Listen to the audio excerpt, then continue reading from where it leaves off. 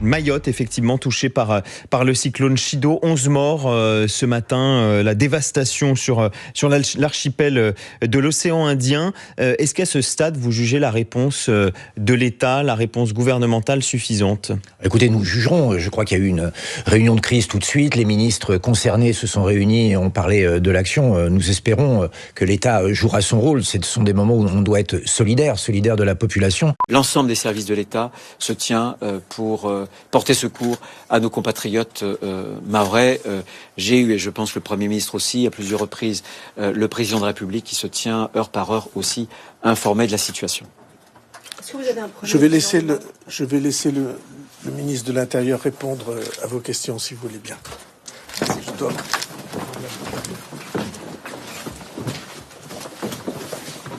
Voilà, et pour répondre à vos questions, les ministres sont avec moi et puis les policiers, militaires, directeurs général de la sécurité civile, de la gestion de crise. Le problème, si vous voulez, c'est que c'est une catastrophe qui s'ajoute à une catastrophe, ce cyclone Chido. Pourquoi ? Parce que Mayotte, c'est déjà 25% de la population qui habite dans des bidonvilles. C'est déjà un tiers de la personne. Ouais, c'est un tiers de la population qui n'a pas l'eau courante. C'est un état sanitaire et sécuritaire catastrophique. On a un peu l'impression que Mayotte a été le grand oublié des départements français. Je le rappelle, c'est un département, c'est pas un pays du tiers-monde, c'est un département français, a été abandonné depuis trop longtemps à des maux qui sont extrêmement graves, que ce soit évidemment des problèmes sanitaires, des problèmes d'eau potable, la submersion migratoire qui vient des Comores. Tout cela, malheureusement, était prévisible et ça n'a pas été anticipé. Bruno Retailleau devrait arriver à Mayotte en fin de matinée. Est-ce que les autorités ont sous-estimé le danger ? Est-ce qu'il y a eu défaillance ? C'est ce que dit Jean-Luc Mélenchon sur X. Vous êtes d'accord avec Jean-Luc Mélenchon ? Nous savons que Mayotte est dans une zone cyclonique, c'est pas un secret, et nous savons surtout que les efforts n'ont pas été faits en termes d'infrastructures, que cette île est submergée malheureusement par l'immigration anarchique. Et moi je tiens à dire, excusez-moi, on verse chaque année, l'État français verse chaque année 140 millions d'euros de développement, d'aide au développement à la Chine. Est-ce que cet argent ne serait pas plus utile pour développer, pour aider le département mahorais? Je le pense, et le cri du cœur de nos compatriotes là-bas, c'est arrêter de nous abandonner, arrêter finalement de nous laisser dans cette situation de submersion où tous les services publics sont débordés et où les efforts en matière de logement ne peuvent pas être faits. Ça fait des années que Marine Le Pen, le Rassemblement national, alerte sur cette situation, notre député Anchia Bamana également, et très clairement, il ne se passe rien, si ce n'est des effets de menton, si ce n'est des déplacements ministériels et des opérations de communication à moindre coût, mais qui ne sont jamais suivies d'effets. Marine Le Pen, vous en parlez à l'instant, va être reçue à 9h ce matin à Matignon par François Bayrou. Quel va être le message de Marine Le Pen ce matin ? Le message de Marine Le Pen et de Jordan Bardella va être très clair. C'est déjà la nécessité de dialogue, la nécessité de prendre en compte les propositions du Rassemblement national et de ses 11 millions d'électeurs et de respecter nos lignes rouges. Les lignes rouges, elles sont très claires, c'est-à-dire ne pas porter atteinte au pouvoir d'achat, ne pas fragiliser les entreprises, réduire le train de vie de l'État et les gaspillages, lutter contre l'immigration anarchique, et puis une mesure a priori que nous partageons avec François Bayrou, c'est l'instauration de la proportionnelle qui nous permettrait de débloquer la situation politique avec une proportionnelle, avec prime majoritaire. Je ne crois pas que M. Bayrou aura la force d'une quelconque rupture attendue par le pays. Il est depuis 2017 l'un des premiers soutiens du macronisme, après avoir été celui du sarkozysme, du hollandisme. Et cette nomination ne semble répondre en rien, à la soif de changement et de rupture exprimée par les électeurs français à l'été dernier. Alors pourquoi y aller ? Nous n'avons jamais refusé une consultation. Nous jouons évidemment le jeu des institutions et nous jouons surtout notre devoir d'opposition et de premier groupe. Et si ce matin nous sommes les premiers, si Marine Le Pen et Jordan Bardella sont les premiers au nom du groupe Rassemblement National à être reçus, c'est parce que tout simplement le groupe Rassemblement National est le premier dans l'hémicycle, et le premier groupe. Donc c'est tout simplement un respect de la règle démocratique et du résultat des dernières élections législatives. Pourquoi y aller? Mais pour défendre les 11 millions d'électeurs. Je n'imagine pas François Bayrou jouer la provocation dès le premier rendez-vous. Ça, c'est pas envisageable. Alors tout est envisageable, mais honnêtement, nous partons sur pas de censure a priori, c'est-à-dire que bien dans les semaines à venir, jusqu'à ce qu'il y ait un projet de loi, ce projet de loi, il peut être de nature budgétaire, il peut être d'autres natures, eh bien, il n'y aura pas de censure par principe de censure, j'allais dire bête et méchante, c'est-à-dire sans juger aux actes. Nous allons, comme la dernière fois, juger aux actes, tout simplement. Il est peut-être un peu tôt pour dire si nous avons été entendus, mais nous avons été écoutés, oui. Je suis trop expérimentée, j'allais presque vous dire trop vieille en politique pour être rassurée par une conversation. Moi, je suis rassurée par des actes. Non, mais encore une fois, je pense que la méthode est plus positive que ce que j'ai pu voir jusqu'à présent. Maintenant, j'espère qu'elle sera utile. Marine Le Pen qui a dit qu'elle ne renonçait pas pour autant à la censure, qui a émis également des réserves sur certaines personnalités qui pourraient faire leur entrée au gouvernement. On pense par exemple à Xavier Bertrand, encore Gérald Darmanin. François Bayrou, je vous l'avais dit, il est en train de s'entretenir actuellement avec Gabriel Attal. Et puis il y aura à midi les socialistes et en fin de journée Laurent Wauquiez pour la droite. Des consultations qui doivent se poursuivre demain. Mais une méthode quand même qui change par rapport à celle du président de la République, alors que le chef de l'État avait reçu tout le monde à l'exclusion du RN et de LFI tous ensemble la semaine dernière à l'Élysée. Eh bien, François Bayrou, il consulte les groupes un par un. Il a invité tout le monde et pour l'instant, seule la France insoumise a décliné l'invitation.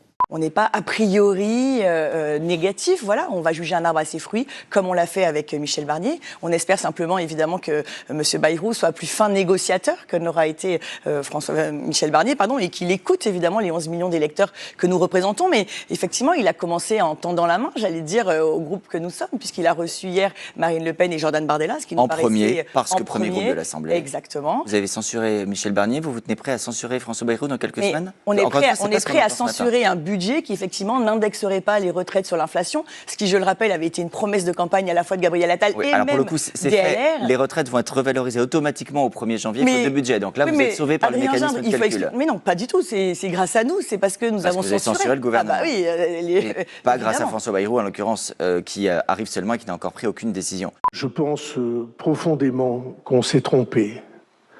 Tout le monde, on a tous participé à ça. En faisant que deviennent incompatibles les responsabilités locales et les responsabilités nationales. Je pense que c'est une erreur. Je pense qu'il faut que nous réfléchissions à une nouvelle organisation. Comme vous savez, pour les membres du gouvernement, c'est autorisé. Pour les parlementaires, pas. Mais je pense qu'il faut que ce débat soit repris. Je pense qu'il faut que sereinement nous nous posions la question. Il dit depuis Pau, je resterai maire de Pau. D'abord, il faut rappeler qu'il était parmi ceux qui étaient opposés au cumul des mandats.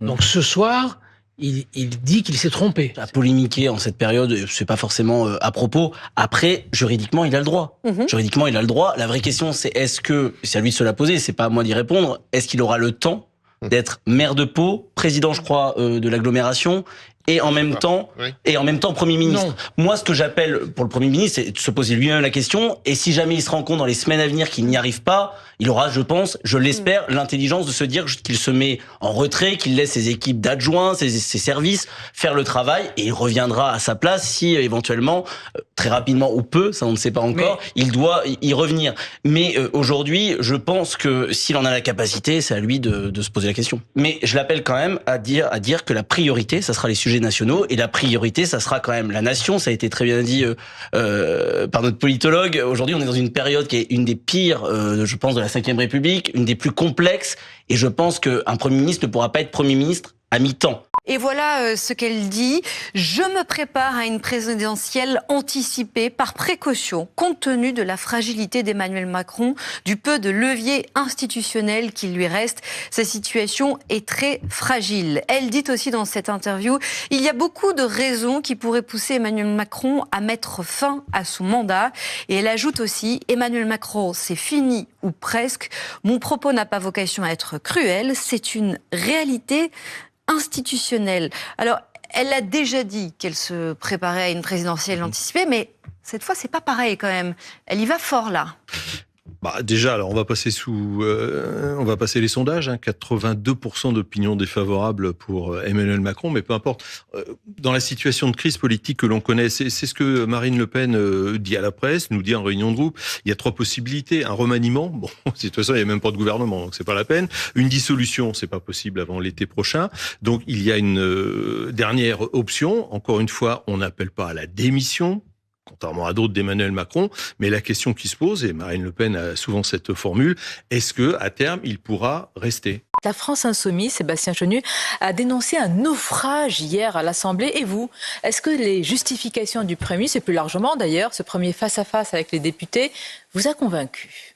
Le moins qu'on puisse dire, c'est que c'était poussif, pas très convaincant. J'allais dire, comme disent les jeunes, ça n'envoie pas du rêve. François Bayrou, hier, moi j'avais l'impression d'être au croisement entre Raymond Barre et Édouard Balladur, c'est-à-dire quelqu'un de très décalé par rapport à la société d'aujourd'hui, quelqu'un de très décalé par rapport au rythme de la vie politique, au rythme de la vie de la nation.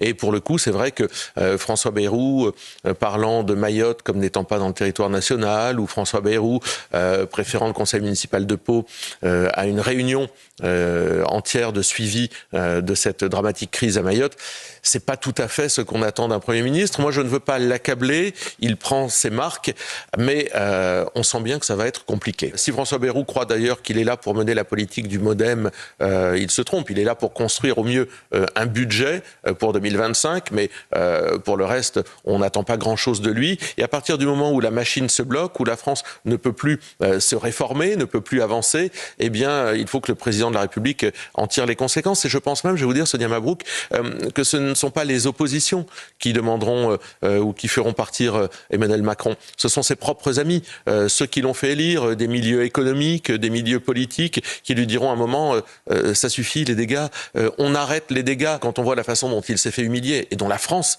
s'est fait humilier par Ursula von der Leyen. Ursula von der Leyen, la grande amie d'Emmanuel Macron. Certains vous diront que c'est le vide provoqué par la censure qui a fait que Mme von der Leyen a pris le dessus. Non, la fameuse réunion dans laquelle Ursula von der Leyen a validé le Mercosur était prévue depuis des mois, on le sait très bien. Ursula von der Leyen, dont les commissaires européens, dont la composition de la Commission ont été élus, soutenus par les Républicains. Enfin, Emmanuel Macron, sur la scène européenne, à l'international, il s'est fâché à peu près avec tout le monde, n'a plus grand-chose. Il a encore, j'allais dire, le ministère de la parole, pouvoir peut-être donner des orientations au pays, en tous les cas impulser celle-ci, mais je crois qu'il est très peu écouté. Je crois que même dans sa majorité, ils n'ont qu'un rêve, c'est de le passer par-dessus bord. La majorité, qui n'est plus une majorité d'ailleurs, en tous les cas le bloc central n'a qu'un rêve, c'est de se débarrasser d'Emmanuel Macron. C'est la raison pour laquelle je vous dis, ce sont ses amis. Donc vous êtes prêt pour une présidentielle anticipée ? Mais il faut l'être. Et Marine Le Pen l'est. Elle travaille depuis longtemps d'ailleurs. Elle se prépare. Notre mouvement se prépare depuis longtemps, en faisant élire des femmes et des hommes, en travaillant sur un programme, sur des propositions.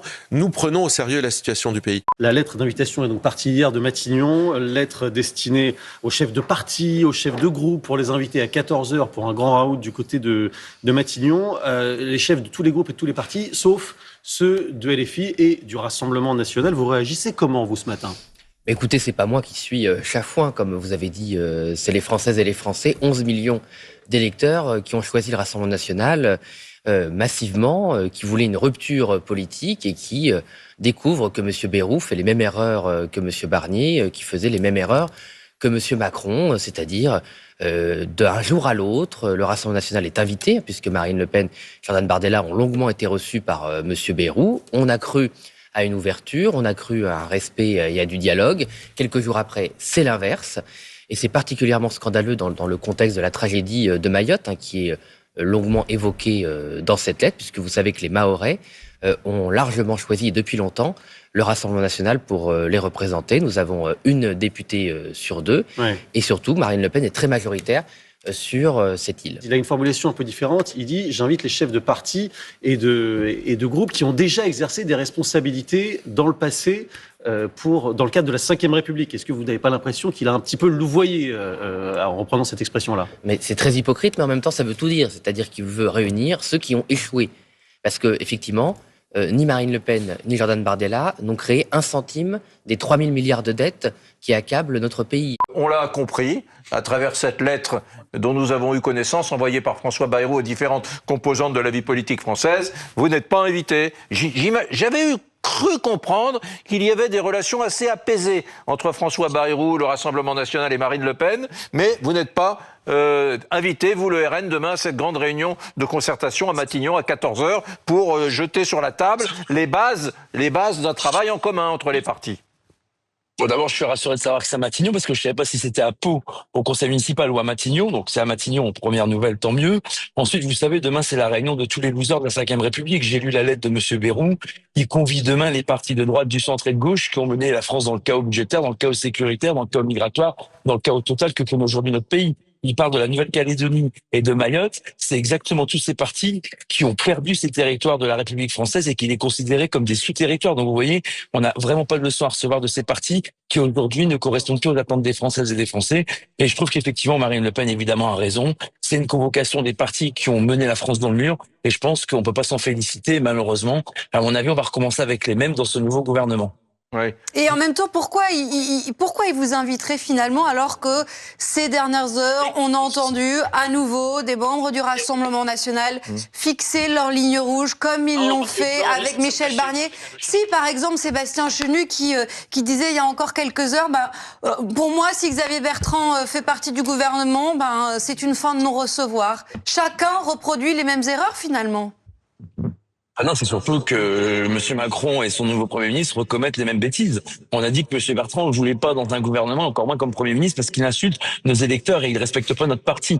Pardon, Madame Darfeuille, je sais que vous êtes attachée au respect, mais si on vous respecte pas, vous aimeriez pas travailler en plateau avec quelqu'un qui vous dénigre, qui vous insulte et qui vous méprise. Eh ben nous, c'est pareil, on avait dit cette ligne rouge déjà à M. Barnier, on l'a redit à M. Bayrou, et en fait, s'ils comprennent pas qu'il faut respecter des lignes pour respecter nos électeurs et pas nous faire plaisir et faire obligeance à des exigences de bourgeois que nous ne sommes pas, c'est pas de ma faute, ils arrivent pas à comprendre. Donc qu'est-ce que vous voulez que je vous dise? Si un jour ils comprennent, eh ben on en avancera peut-être un peu plus vite. Mais là, il faut parler du pouvoir d'achat, de l'immigration, de la sécurité, pas du casting. Moi, je travaille pas chez France Travail pour faire un casting gouvernemental qui n'arrive toujours pas. Peut-être qu'il va arriver dans les heures qui arrivent. Nous, on est prêts à siéger à l'Assemblée nationale pour le budget de 2025, qui aujourd'hui ne peut pas être présenté puisqu'on n'a pas de gouvernement.